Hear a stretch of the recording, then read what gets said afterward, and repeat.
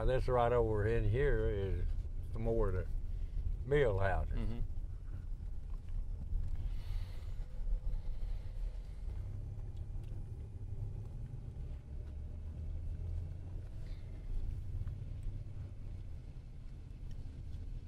Just go straight around that curve up yonder.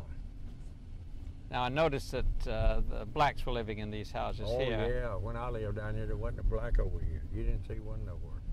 And now they taking the town over. Mm-hmm. Yeah. So you turn left right here, young lady.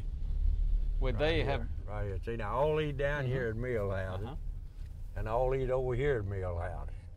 Going up through here. These are all mill houses. Were they kept up pretty well by the company? Well, fairly well, but nothing to brag too much on. Well, these things. When I moved in down there, they had no sheetrock in them.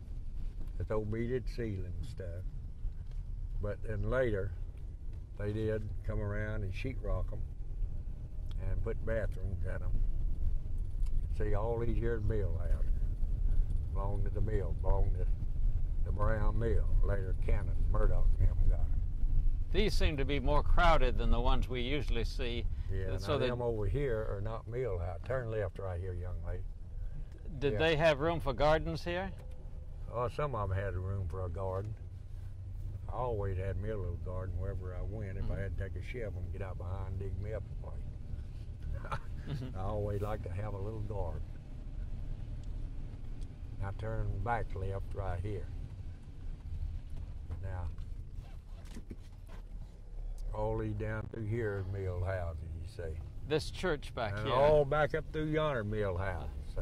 This church back here, was this? That's what Edward Methodist Church. Was that supported by the mill? Oh, no. Now all up through yonder, what they call the Norcott Mill. And this was the Brown Mill. See, Cannon owned this mill over here, and the Johnsons own this in here. Now you just go straight. Unless you want to go up in there and get all them mill houses. And yeah, this is known as the Norcott Mill. All they done is had spinning and stuff like that in it. I go straight. See right up. This should have been called Missouri City. Back when I was a boy, it looked like one of them old cow towns you see on the movies. You see right there on the corner with a big old boarding house and barber shop down there in it, you know, and wooden stores all the way down that way. Well, you didn't have shootouts or anything like that. Oh no, it used to be a grocery store set right across the road.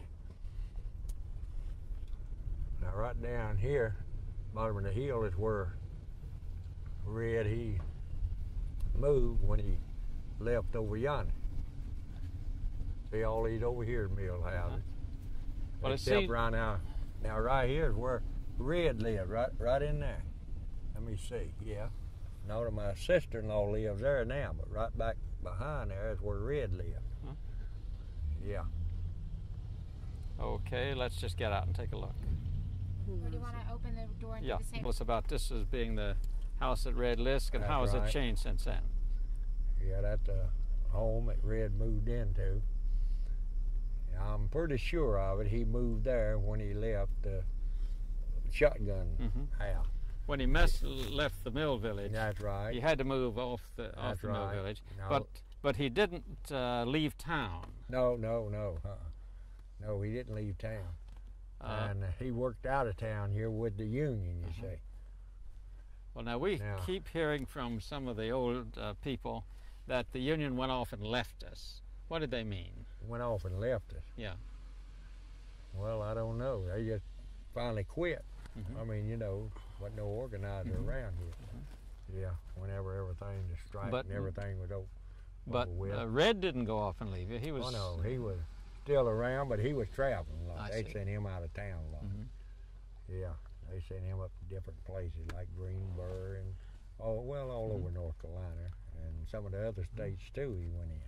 Well, we know in some places that the people were afraid to stay around. They were. Now that house was not owned by the mill company, and that right down there was not owned by the mill company, and the other one not owned. Some of these houses here were not owned by the mill company. That right over there was owned by the mill company, and several of them up the road. Why do you think Red wasn't afraid to leave town, to stay here? Well, because Red was a pretty well-liked fella, except, you know, about the Union. But for the people, didn't nobody ever say anything to old Red about that. He was well-liked as a fella.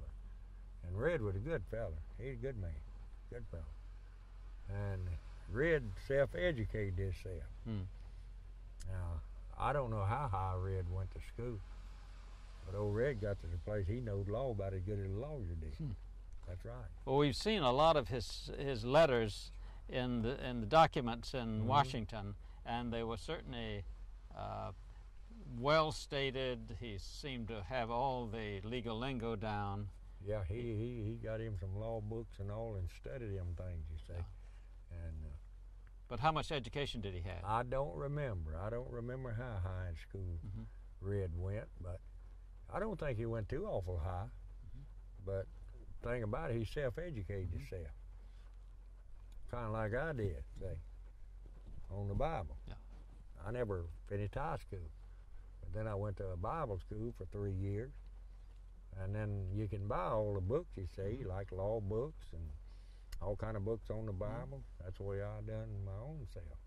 Well, now the fact that Red was pretty close to the church, did that have anything to do with the way people regarded him? Well, I don't know.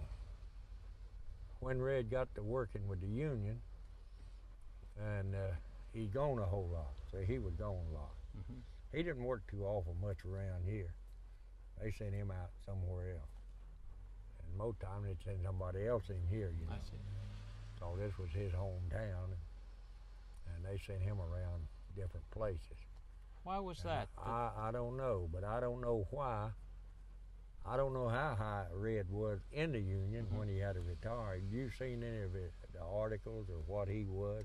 I know he was up there pretty high. I don't know. When he retired, he was up there pretty high. And but I'm just trying to wonder why, if they would send him to another town and send another organizer here. Well, because he's so well known around here, you see, and everything, I guess. Now, he worked some around here. Yeah. If I ain't mistaken, around here is where he got his name, 6-Eye Red. Yeah. And he had a lot of friends. The people, a lot of them believed in the Union, you see, but they were afraid to do anything about it. Because, like I told you, they didn't have laws like they got now, discriminating against you and things like that. And so, if they found out you was trying to get people organized in their mill, they could let you go. They'd find something to fire you for. They still do that today, though. So it's a law against it. They still always find something against you, you know, to let you go. Well, now, you continued in the Union, though. You didn't get out. No, I stayed on with them, but that's all it was. I just belonged, that's all. There wasn't no meetings or anything like that going on. And the organizer, about all he did, the one that came here, would just get me and a couple boys, and we'd go around, talk, go over to Charlotte, eat, you know, something like that. But it was hard to get people to commit themselves, you say, to these things. Or you might get one to sign up, you know, join the Union, sign up, but didn't want nobody to know it. Because, like I said, there was no law like we got today, and the least little thing, they could fire you and tell you to move. Well, there was a law, but it just wasn't enforced. No. That, you see... And the average person didn't know that. You see, that's why we've got all these documents, because Red and some other people kept filing protests and going to boards and helping these local people to try to get their jobs back who'd been fired because they'd been members of the Union. Yeah. But it was hard to... And so we've got a lot of documents, you see, with his name on it. Did he ever get any of them back? Yes. Did he? And when we get inside, I want to show you some proof that they did. It even seems like stuck around and worked around here.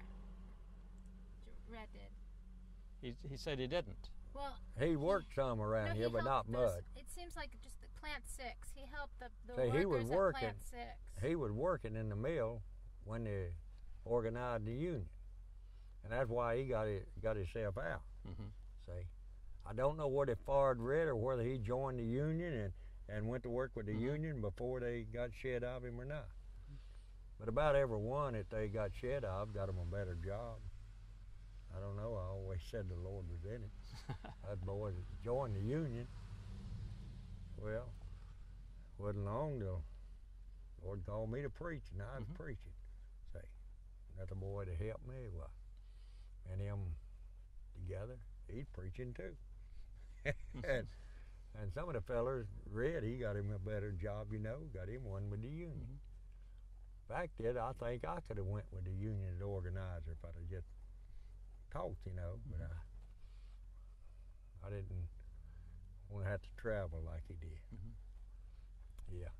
Okay, let's go. You're all right on speed. I always lived in somebody's home, you know, private home. Now, them mill houses right here on the right. There used to be a lot now of... my daddy used to own this house right up here that doesn't let the thing fall down right up there. That was the nicest home in this section back then. Yeah, my daddy owned that, and it run all the way back to another street. There used to be a lot of boarding houses around. Oh yeah, they all gone now. Yeah, they're all the boarding houses is gone. Now these brick houses aren't mill houses. No, no, none of these up here is mill houses. You can turn around anytime you want to now. Some of them look like they're copies of mill houses. Yeah, but they're not.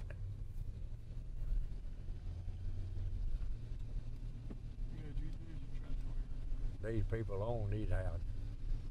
Now you can turn back right here and you run right back out yonder on the highway. Turn right here.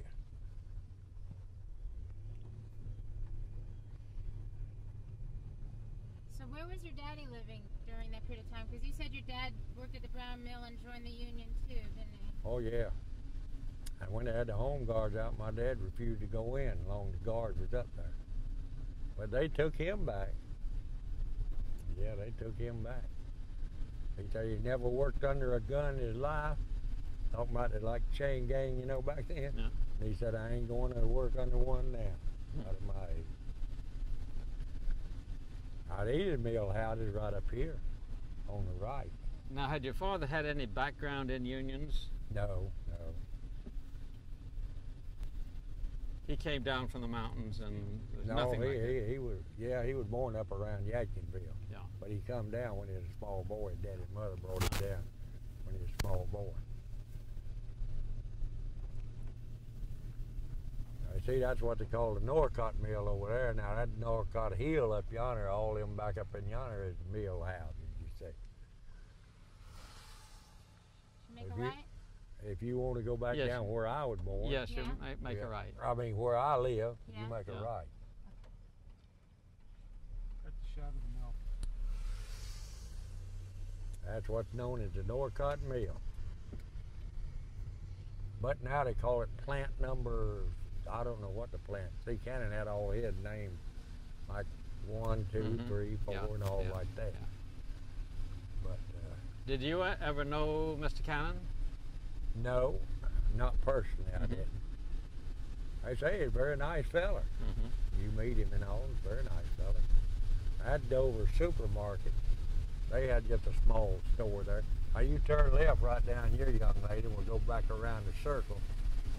You know, back by where Red lived, and make that circle and come back down where I used to live. Go back down the shotgun road, and you just make the same round now. Okay. Now you on the right or the left? I'm on the right. Okay, good. Some of these people are really fixed up their houses nice. Well, they the one that bought them. Uh-huh. I imagine they're the one that bought them. Uh-huh. Yeah, if you live in one of them, Murdoch give you opportunity to buy it. But I better not say what I'm thinking. Right here, turn right.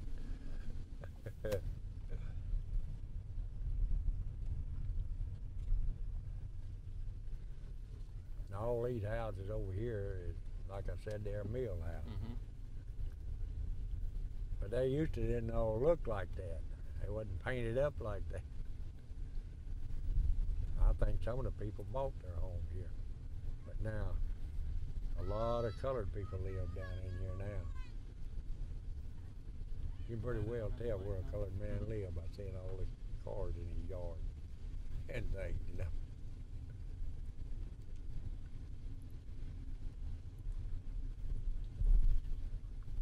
There's his house down there where I lived in. Up the creek, I had about Which a half house was yours? right around the curve. I had about a half a acre of ground up there for a, Is it?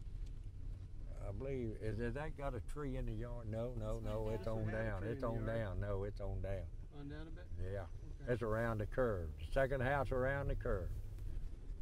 And the one where I lived in. See, some of these people bought these houses. But up the creek up here, I had a half acre of ground. I could work at the garden. And right there, that second house is the house I lived in. One with the swing here. Yeah, Uh-huh. that's right. I lived in that house. That's the first company house I ever moved into. Yeah. How many rooms did it have? Had 4, but then later they built me another one to it.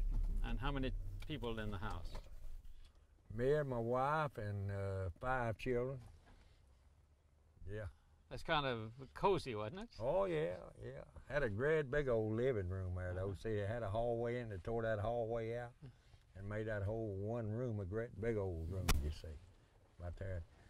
But that's where they put my first sewage in right there. And before they put the sewage in, we had the outhouse out behind. We call them outhouses. Yeah. Out behind the house, see. But that house has been picked up a lot. Somebody's put a cement front porch on it that used to didn't have that. Most of them used to have banisters around on the porches, see. Wooden porches with banisters around them.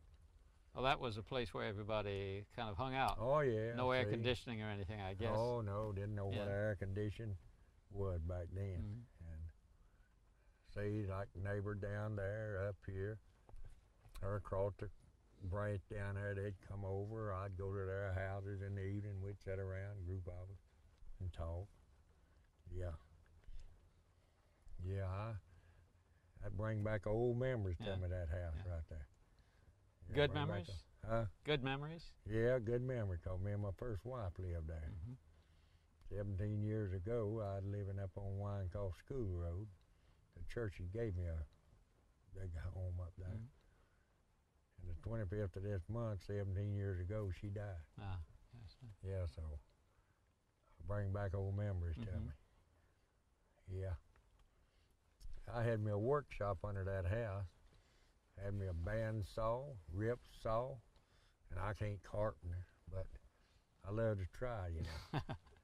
I'll tell you what, when I lived on the mill hill, it was rough in the mill trying to make a living, because you know, you may get to work, be working long, and then all of a sudden it shut down for a week. Or go on 2 days a week or something like that. Well, now, I was always, I'm not boasting on myself, a little ambitious. I always tried to get out and make me a little extra money. And so, with that wood shop under the house, I have screened a lot of people's houses, you know. Not a whole lot, but some. Back when they used wooden screens in there. And I'd stick a Mason shoe book in my pocket, leave here, and I'd have a nickel and come back home, maybe have $6 or $7. I'd get the fella give me a down payment, and I didn't have nothing but a piece of pasteboard that they sent me to measure the feet with. They sell Mason shoes. Take a bottle of Wadkin liniment in one pocket and Raleigh in the other, and go around all these houses and sell them Wadkin products, you know. I believe they're always trying to do a little something, make a little extra money. Had to with 5 children. And, but it bring back old memories. I wonder, during that period of time, when this is where you were living when you were organizing? No, I think that was all over with when I lived there. That's the first mill house I ever lived in. I never lived in a mill house before. And when I first came over here, brother, it was rough. Now, I mean, there was some roughings along this road.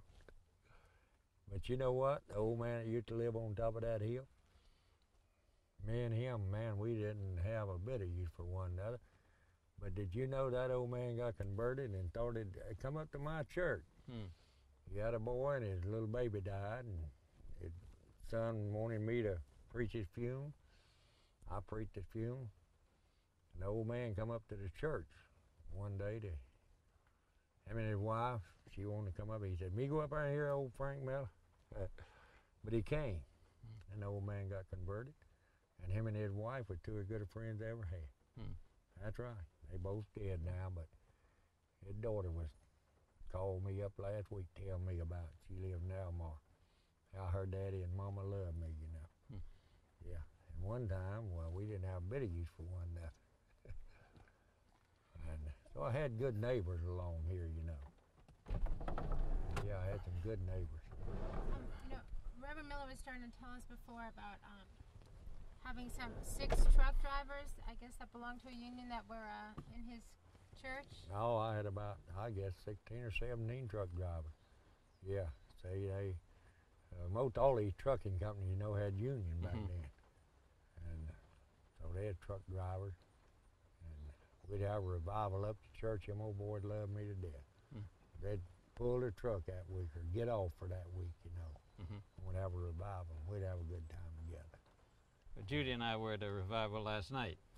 You were? Yeah. Where at? The first Zion Church in Dallas. Dallas. Yeah. First Zion Church. Yeah. AME Zion. AME Zion, yeah. That colored church. Yeah. What We went with some people who had been been helping us. I'm just wondering, what happens during a union drive in the church? I mean, since you did have union members like these truck drivers in your church. Nothing much ever said about that. How would you preach? How would you preach during that period of Well, time? you didn't preach union to the people. I mean, you left that out. So that's not what the church is for. And so we leave that out. So you could get in a squabble in a hurry because you have some in there didn't believe in it and some it did, you see. And so we never did mention that in the church. And they didn't, they got along good together. Well, now The ones that did belong to it and the other because nobody ever said anything about it. So whenever you're like describing. Yeah, these are mill houses all along here. the reason we keep asking about the church and the unions is because there have been two famous books written called Mill Hands and Preachers, and then a sequel to that. And those books are full of accusations that the manufacturers were buying off churches. Was there anything to that? I never heard tell of it. No, I never heard tell of anything like that. The majority of the people done the ruling for preachers that went got to let them buy him off. He wouldn't have been around long. Well, we were at the Smyers and the superintendent required people to go and also required them to tithe. And several people told us about that. Yeah. In fact, that was in the official documents they were protesting in Washington about. Well, but I didn't know. Evidently it was rather special to that particular place. I didn't know anything about that. But now I do know that superintendent, some of them went to that Methodist church, Harmony, that I showed you over yonder. But they got a little old preacher up there one time. He didn't stay but a year. By the time he got through with them, they'd all gone. They'd left and went somewhere else. Now, right across the bridge, turn back to your right. Their old depot's gone. Right across the bridge, right here. Turn right. Now, that's the old Cabarrus Mill, what is known as Cabarrus Mill down here. Now, it's closed up. Somebody got a little old something in there. I don't know what it is. Now, you turn left up here. How do you feel when you see all these mills abandoned like that? Well, I just don't know how. to tell you because I never thought it would ever happen. Mm-hmm. Yeah, I never thought this would ever happen. So they had weaving, spinning, carding, and everything in it. Now, right at the end of this mill is a road turned right. You take that road, and I'll show you something right here. Turn right here. Now turn, just keep around the corner like. Now, you see, that's old right here. You stop. Them mill houses down there. Well, I lived down there with my dad-in-law and them, and the home guards during the strike, they was right here. Mm-hmm. See, and when I'd want to go home, go down that sidewalk going home, they'd stop me. Yeah, they'd stop me. Won't know where I'd going, and that'd make me so mad I didn't know what to do. Because every time he'd come out or come back, they'd have to stop me. The National Guard. Yeah, National Guard. And so they'd stop you. See, all these down in here at the county mill houses. Okay. All right. When I'd go out to the stores right out here, they'd stop me. Home guard was here. When I'd come back, they'd stop me, want to know where I'd going. I'd have to tell them I'd going home. And that made me angry, you know, because every time I'd want to leave home, I'd have to come by here and them fellas step out there and stop me. But I guess they're doing their job, trying to protect the mill company. How did you feel about that? Did you think that? It made me angry. Yeah. Yeah, it made me angry for me not to be able to go home without a soldier stepping out and stopping me, wanting to know where I'd going. I felt like it's none of his business where I'd go. I tried to tell them I lived right down there, and they ought to knew who I, you know, as many times I come in and out. I could have went out the back, went around the other way, but I didn't do it. I'd come up the sidewalk there, and they'd stop you and want to know where you're going. Where did you have the pickets here? Didn't have no pickets here. I never seen no pickets here at this mill. And if they did, they just like over yonder, they just get out in the front and sing and pray a little. That's about all. So what did they sing? Oh, they just sing gospel songs, you know, and get down on their knees and pray. But Would the preachers come around? oh yeah, sometimes preachers be there and get down with them, you know, and pray and sing. But he wouldn't get in his pulpit, you know, and preach about it. Mm-hmm. Yeah, preach about these things. Because he didn't want confusion in the church. Mm-hmm. The church is a place where you preach the gospel, you know. Well, this is known as the Cabarrus Mill, but I believe it was later numbered Plant 5, you know. Mm-hmm. And you done got all that about the home guard. But no, you just tell it again. Yeah, well, if I'd come up that sidewalk out there, the home guard, they'd stop me. Won't know where I'd going. I come back, they'd stop me. Won't know where I'd going, see. And it made me angry. And it'd make anybody angry, you know, when somebody stop out and you go into your home. Were they armed? Oh yeah, yeah, they had their rifle. Yeah, I don't know whether they had anything in them or not, but they had them. Did you see any machine guns around here? One time, I don't remember which mill it was, where the Brown mill, or they had them up on the corner of the mill. Mm-hmm. That's what they said they was. Yeah. Now, when the people went back, we've got pictures of people going back with the National Guard watching them. Did that happen here?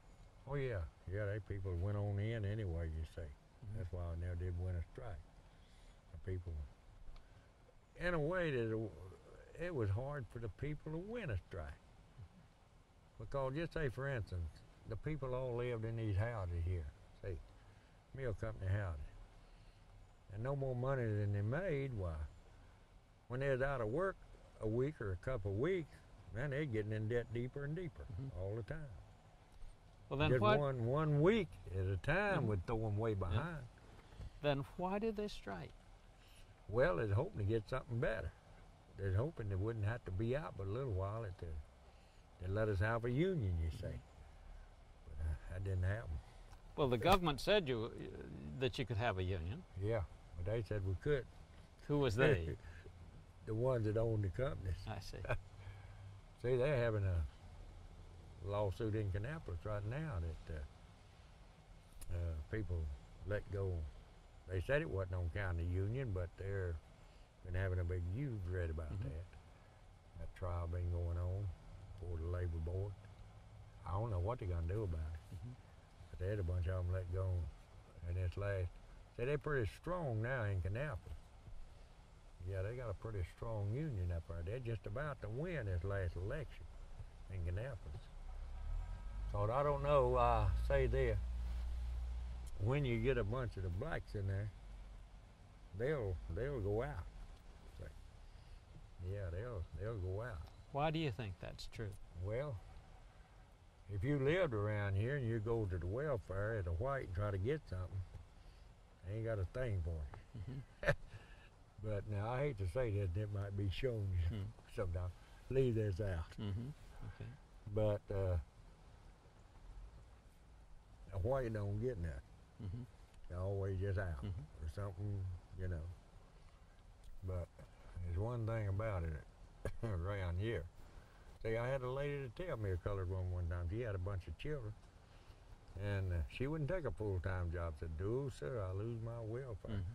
Said, "I'm growing for me and my children," and then she's living with a man, him working. See, he was working, drawing a payday, and yet things like that happen. But why do you think they're so strong for the union now? Well, one thing about them, I'll just put it like that, they can get more help than the white man can. Yeah, they can. But you take people that worked in the mill here, and they be out for 1 week. That throw them way behind. When you make about $16 a week or $18 a week way back yonder, and not even make that much maybe. Well, you know, back in August of '34, just before the big strike, a whole bunch of delegates went to New York from the South, and they were going to have a meeting about whether or not they're going to strike.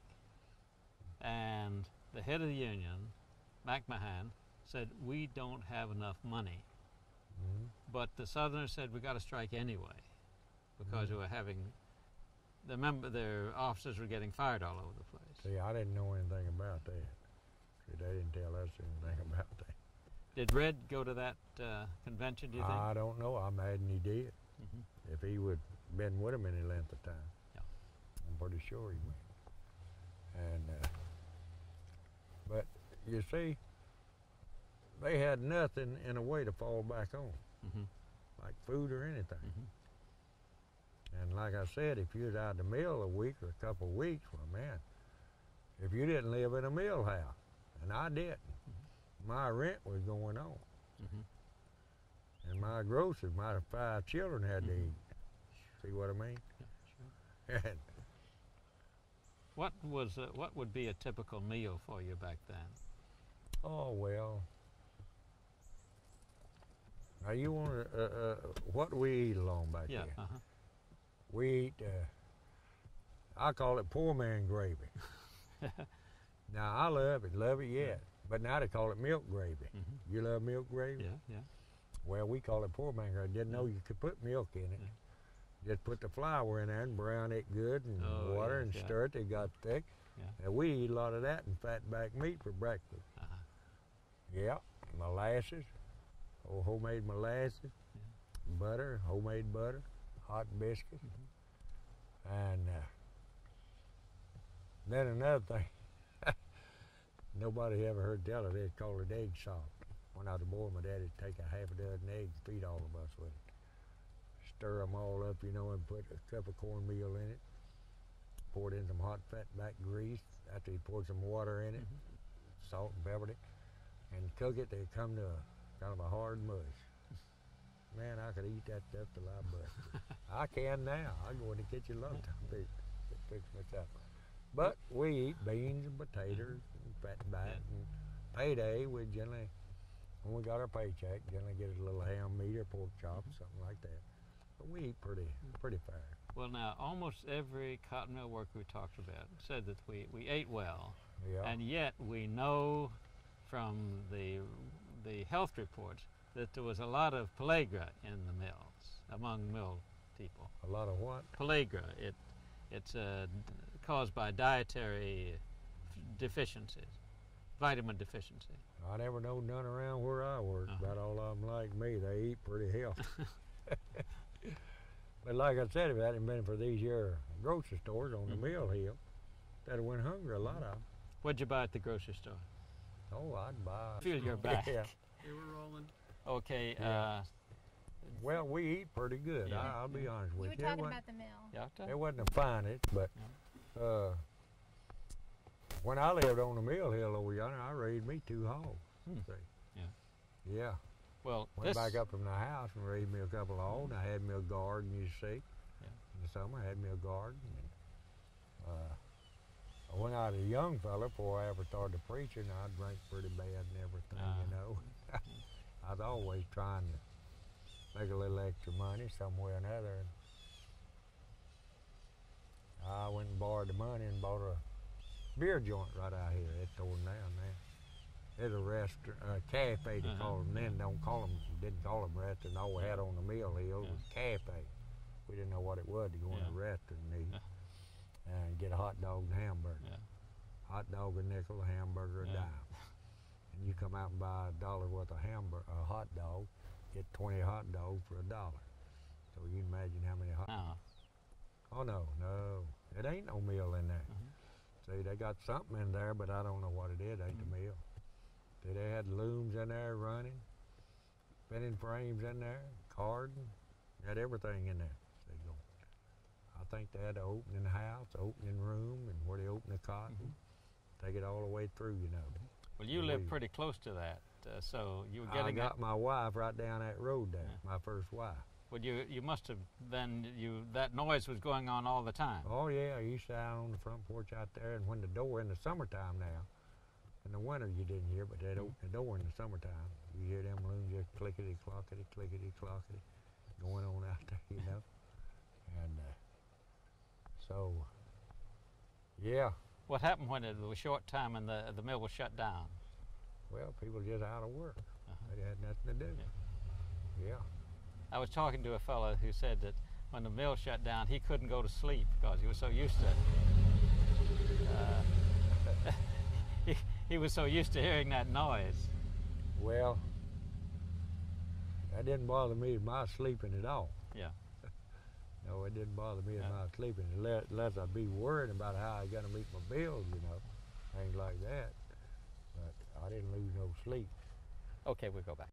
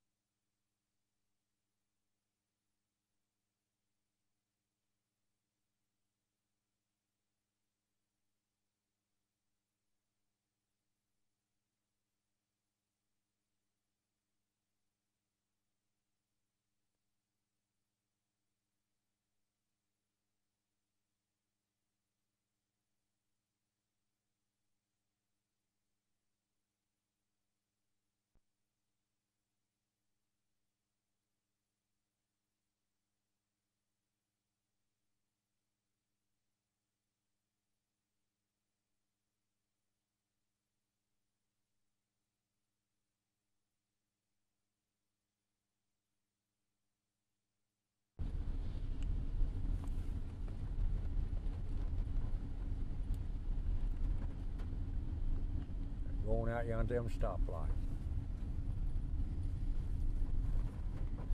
That used to be a wooden building there, and that used to be a wooden building. That's the first church I ever remember going to, Presbyterian Church. But you became a Baptist. Mm-hmm. Presbyterian preacher, I asked him why he was Presbyterian. Said, well, my daddy was raised a Presbyterian. I said, why are you Baptist? I said, well, my daddy told me when I was a little boy, he said, now, son, I want you to grow up to know more than I know. And I said, you know what, when I grew up, I said, he was a Republican. I said, I read the Democrat and joined the Baptist church. I said, I try and do what my daddy tried to tell me. All right, down here on the left at Gibson Mill.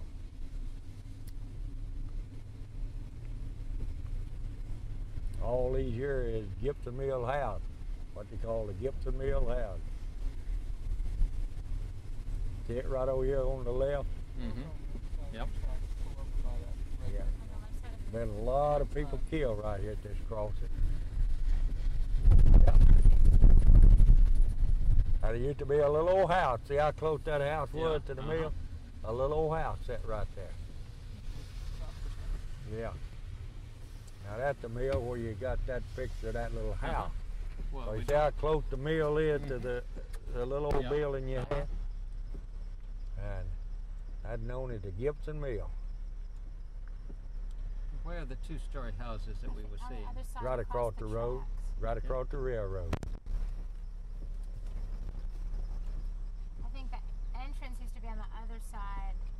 That'll be over on this side here. Okay, we can go around there. Go, Let's have oh yeah, see, these some old two-story houses too. Some of them over here. Yeah, these Yeah, are- all these are mill houses. Some of these people bought these houses though. They bought them from Murdoch. Most of these you see fixed up had been bought. Now these here wooden where it had been painted. Now Murdoch painted some of them, you see, so he could sell them.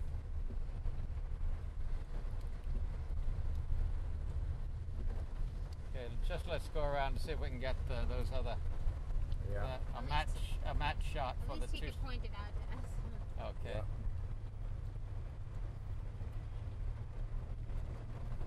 Now across the railroad over yonder, right in front of him, is some big two-story houses.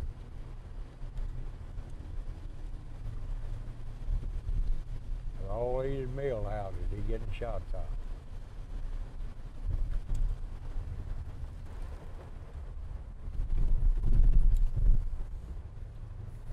The old big two-story houses across the road, and then down yonder on the other side. Here it is. Yeah, we'd better come back for these when we can see them more clearly.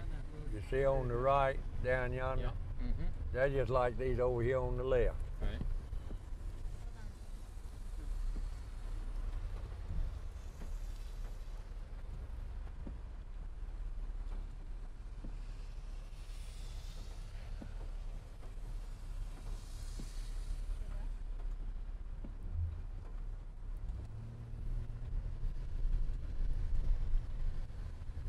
I don't know about this road, young lady. There's a lot of See, over across over here is the house. Yeah. He's just getting this part of it first. Then we'll come back and get the other.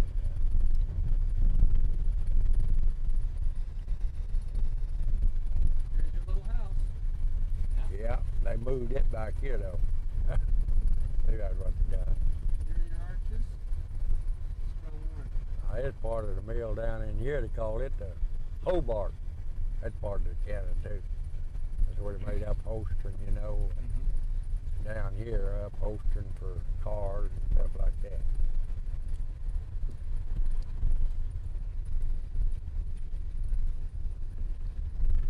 Now you turn left here and go across the railroad. Want me to go straight, Danny? No. Now you watch it here, honey. Oh, this is a danger. Well, they got signals up here too.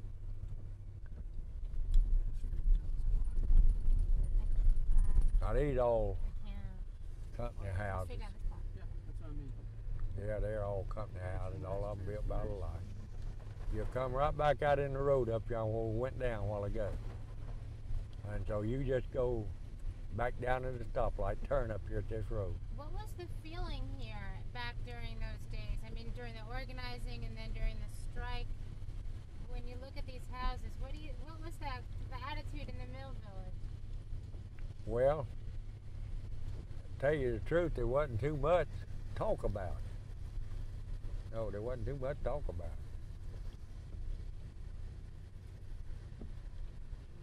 Now you turn back left right here.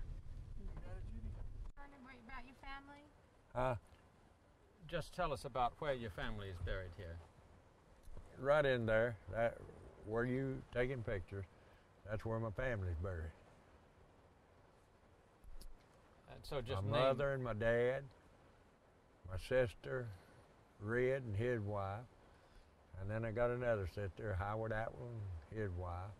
They're all buried right there together. Yeah.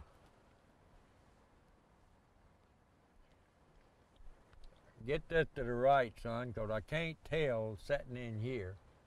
I believe he's over here is my mom and dad back yonder.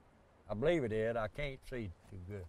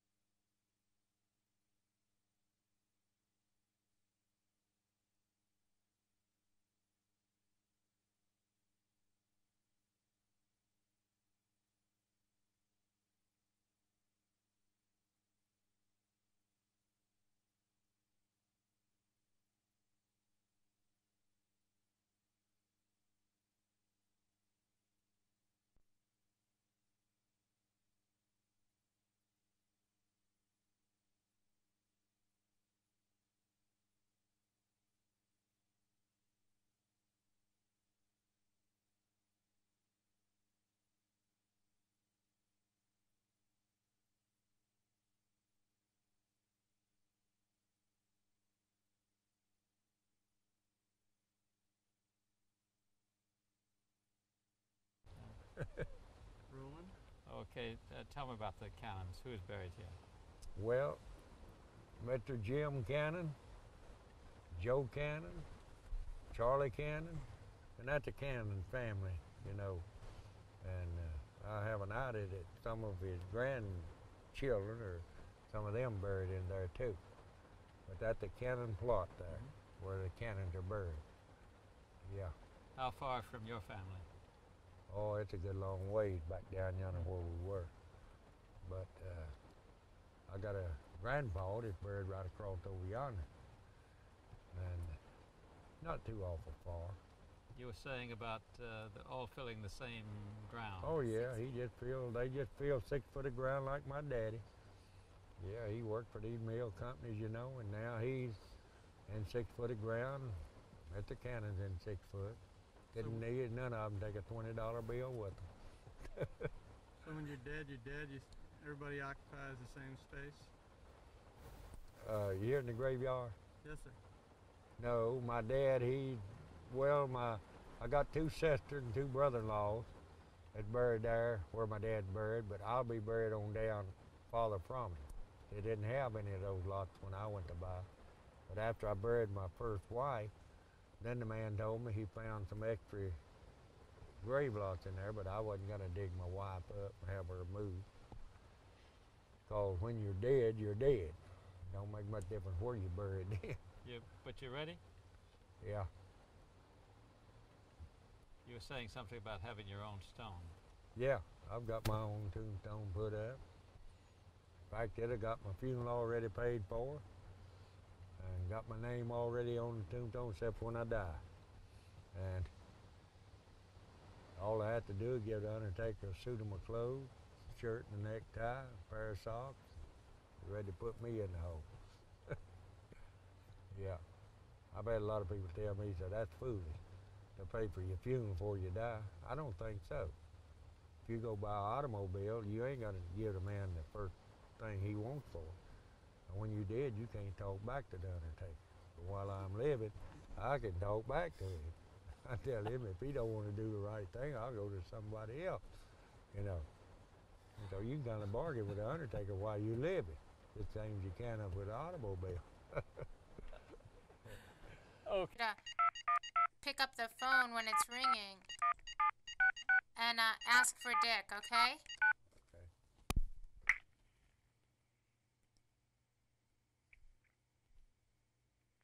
Thank you for using AT&T. Thanking you for using AT&T. I hear it ringing now. He may not be at home. Is this Richard List? No, this is Peggy Moncrief. Is Richard around? No, he's not here right now. He stepped out for a few minutes. Could I help you? This is his uncle from up in Concord. I wanted to talk to him a little bit. Yeah. Yeah, well, he's just not in his office right this minute. Somebody came by and he hopped out. You know, he's like a jack in the box. Yeah. Here, there, and everywhere. Well, there's some people up here getting some information all about his dad and some films about him, so forth. And I so think he talked to a young lady. Maybe yeah, and Joanne did. they're the one that done the calling. They're here now, and they wanted to get me talking to him. And get some things. yeah, so if he comes in the next 15 minutes, tell him to call me. Okay, well, hold on. Let me look out his window and make sure he doesn't drive up. He was supposed to be just gone a few minutes. Just a second. Okay. You hearing him?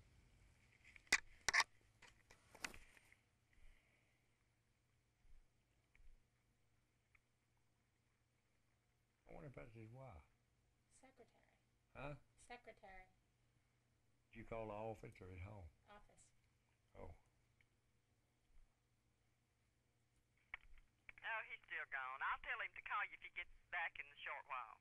Okay. Okay, bye-bye. Well, thank you. Bye-bye. I wonder if he run home. Want me to try it home? I'll try it home.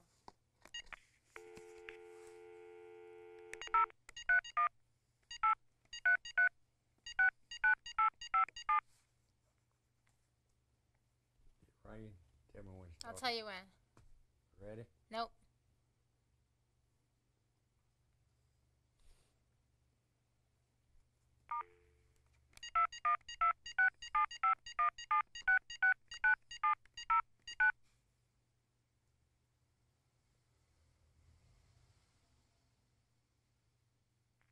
Thank you for using AT&T.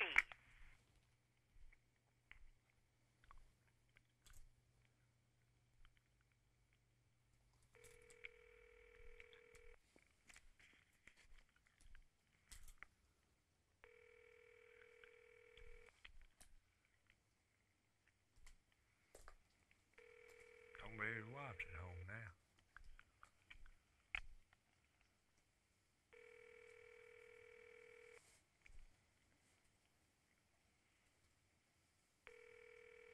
Hard to catch a preacher.